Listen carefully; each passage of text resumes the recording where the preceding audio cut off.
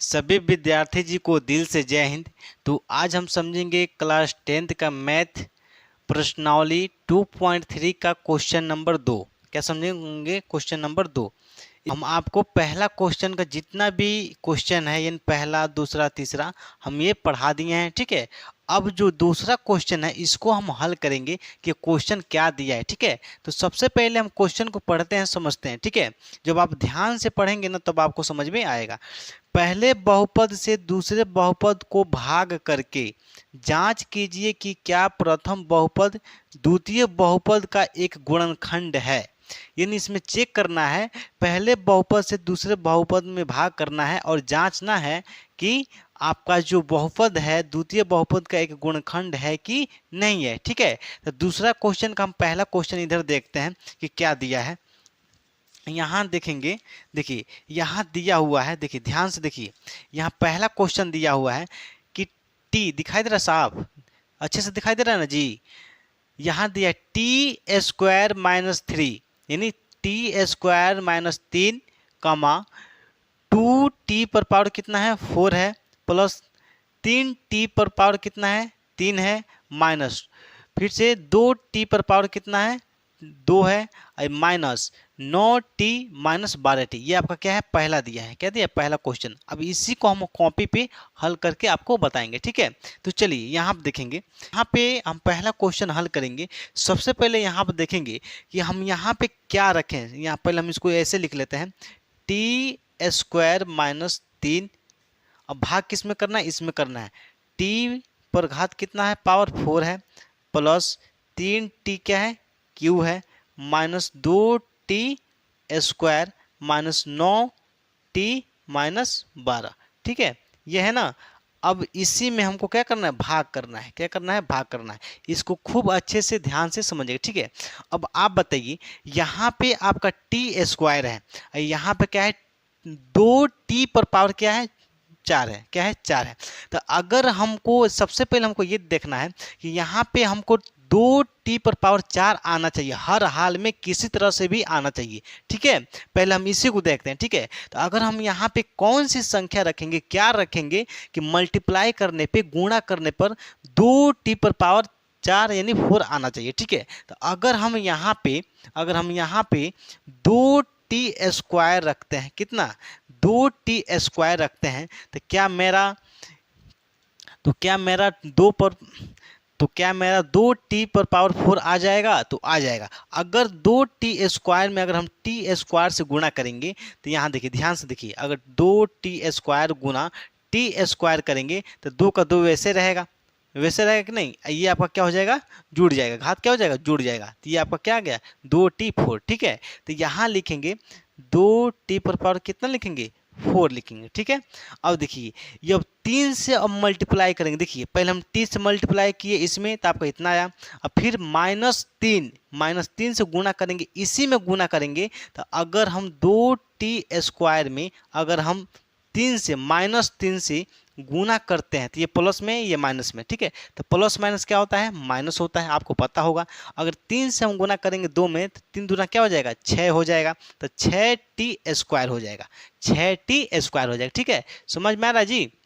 चलिए, तो यहाँ हम क्या लिखेंगे, -6t स्क्वायर। ठीक है, चलिए, अब ये प्लस में है तो यहाँ क्या हो जाएगा, माइनस में, ये माइनस में तो क्या हो जाएगा, प्लस में। ठीक है, तो ये प्लस, देखिए यहाँ प्लस का चिन्ह छिपा रहता है तो ये माइनस हो जाएगा।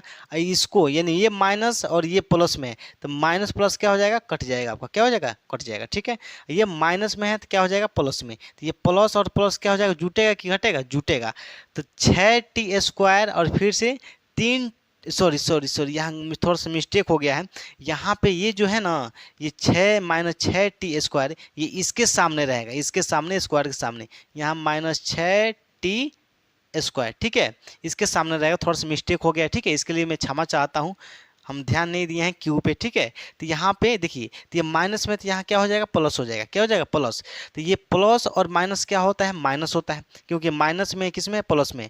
तो अगर 6t स्क्वायर में से अगर 2t स्क्वायर अगर हम घटा देते हैं, देखिए 6t स्क्वायर में से 2 टी² अगर हम घटा देंगे तो घटाएंगे तो कितना बचेगा, 4t² बचेगा। क्या बचेगा, 4t²।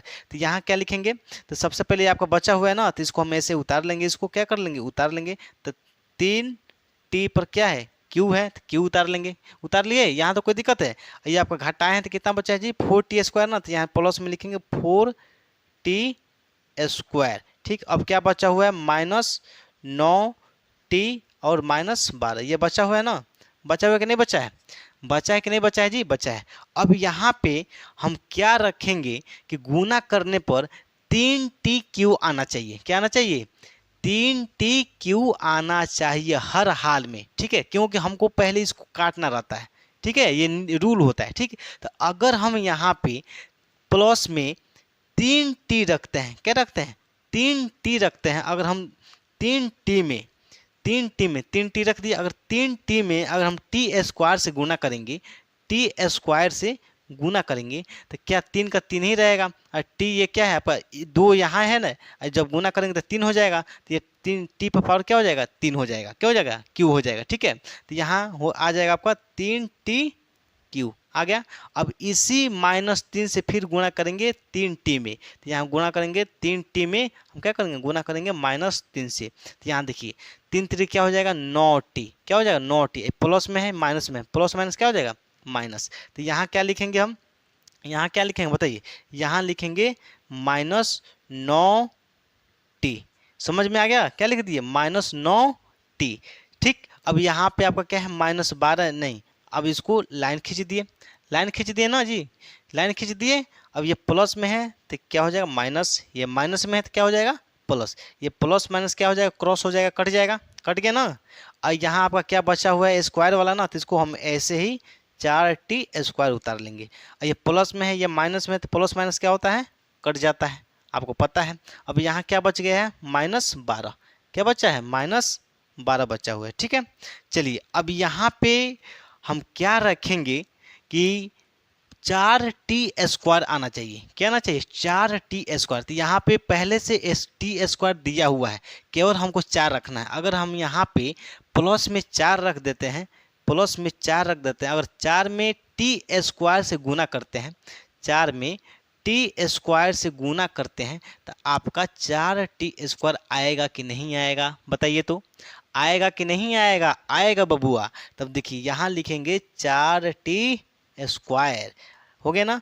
अब -3 से इसी 4 में हम गुना करेंगे, तो माइनस और प्लस क्या होता है, माइनस। तो अगर हम -3 से गुना करेंगे +4 में, तो 3 चौको क्या हो जाएगा, 12। माइनस प्लस क्या होता है, माइनस। तो यहाँ क्या लिख देंगे, -12। ठीक, ये प्लस में है तो क्या लगेगा, माइनस, ये माइनस में तो क्या लग जाएगा, प्लस। तो प्लस माइनस क्या होता है, माइनस, ये कट गया। यहाँ पे प्लस माइनस क्या होता है, माइनस, क्या होता है, माइनस। तो ये भी आपका क्या हो जाएगा, कट जाएगा। यानी आपका शेषफल कितना आया, 0। क्या आया, 0। तो यहाँ लिखेंगे हम, चूंकि क्या लिखेंगे, चूंकि शेषफल शेषफल शेषफल शून्य, शून्य कोष्टक में हम 0 भी लिख सकते हैं, शून्य है, शून्य है, शून्य है। तो यहाँ लिखेंगे आगे, अतः, दिखाई दे रहा है जी, यहाँ दिखाई दे रहा है, लिखेंगे अतः, अतः 2t⁴ प्लस 3t, इसी को हम क्या करेंगे, उतार लेंगे, इसको हम उतार लेंगे। ठीक है, इसको t पर q है, -2t² है, -9t है, -12 है। ठीक है, इतना इतना हो गया ना, इतना इतना का एक गुणनखंड है, इतना इतना का एक गुणनखंड है। अगर आपका शेषफल 0 आ जाए तो आपको लिखना होगा कि चूंकि शेषफल शून्य है, अतः इतना इतना का एक गुणनखंड है। अगर 0 आ गया तो आपका गुणनखंड है, क्या है, बहुपद गुणनखंड है। अगर 0 नहीं आएगा शेषफल तो गुणनखंड नहीं है। ठीक है, इसमें कोई दिक्कत है जी, इसमें कोई दिक्कत है। अब हम समझेंगे दूसरा क्वेश्चन। क्या समझेंगे, दूसरा क्वेश्चन समझेंगे। तो यहाँ पे दूसरा क्वेश्चन दिया हुआ है कि x² + 3x + 1, और दूसरा आपका बहुपद दिया हुआ है 3x पर पावर कितना है 4 है, प्लस 5x पर पावर कितना है 3 है, माइनस 7x स्क्वायर है, प्लस 2x है, प्लस 2 है। ठीक है, अब हम इससे भाग देंगे इसमें। ठीक है, तो यहाँ लिखेंगे x square plus 3x plus 1। अब भाग करेंगे ना इसमें, अब इसको उतार लेंगे ऐसे। आप लोग अगर खूब अच्छे से इसको समझेंगे तब आपको एकदम अच्छे से समझ में आ जाएगा। ठीक है, अगर लापरवाही करेंगे तो फिर समझ में आने वाला नहीं है। ठीक है, हो गया। बड़ा आपको लग रहा होगा, थोड़ा दिक्कत हो रही होगी, लेकिन आप बार बार इसको हल करेंगे, रिपीट करेंगे तो आपसे क्वेश्चन बन जाएगा। ठीक है, तो यहाँ पे सबसे पहले हम देखेंगे कि हमको क्या लाना है। हमको सबसे पहले हम पहले वाले को देखते हैं। ठीक है, हमको लाना है 3x पर पावर क्या लाना है 4 लाना है। अगर हम यहाँ पे क्या रखेंगे कि गुना करने पे अगर हम स्क्वायर से गुना करें तो आपका 3x पर घात 4 आना चाहिए। तो अगर हम यहाँ पे 3x स्क्वायर रखते हैं, 3x स्क्वायर रखते हैं, अगर हम 3x स्क्वायर में अगर हम x स्क्वायर से गुणा करते हैं तो 3 का 3 ही रहेगा, और x स्क्वायर स्क्वायर क्या हो जाएगा जुट जाएगा ना, तो 3 पर कितना हो जाएगा 2 2 कितना हो जाएगा 4, यानी 3x पर घात कितना आ गया 4 आ गया ना। तो ये इसको लिखेंगे 3x पर घात कितना है 4। आया कि नहीं आया जी, आया कि नहीं आया, आ गया ना। अब 3x से गुना करेंगे 3x स्क्वायर में, तो हम 3 से गुना करेंगे 3x स्क्वायर में, अगर हम 3x से गुना करेंगे तो 3 3 क्या हो जाएगा आपका 9। ये कितना x है जी, इस पे यहाँ 2 है यहाँ 1 है, तो कितना हो जाएगा x पर घात कितना हो जाएगा 3 होगा कि नहीं होगा जी, 3 होगा कि नहीं होगा बताइए, होगा। तो यहाँ हो जाएगा आपका +9, क्या हो जाएगा +9 समझ में आया कि नहीं आया। अब एक बच गया है, अब 1 से गुना करेंगे 3x स्क्वायर में, तो जब 1 से गुना करेंगे 3x स्क्वायर में तो मेरा इतना ही मिलेगा, यानी 3x स्क्वायर ही आएगा। ठीक है, तो यहाँ लिखेंगे 3x स्क्वायर। ठीक है, यहाँ प्लस चाहते हैं तब लगा सकते हैं। ठीक, अब देखिए ये प्लस में है तो यहाँ माइनस होगा, ये प्लस में है तो माइनस होगा, प्लस में है तो माइनस होगा। यहाँ तो कोई दिक्कत है, तो प्लस माइनस क्या हो जाएगा कट जाएगा ना, कट गया।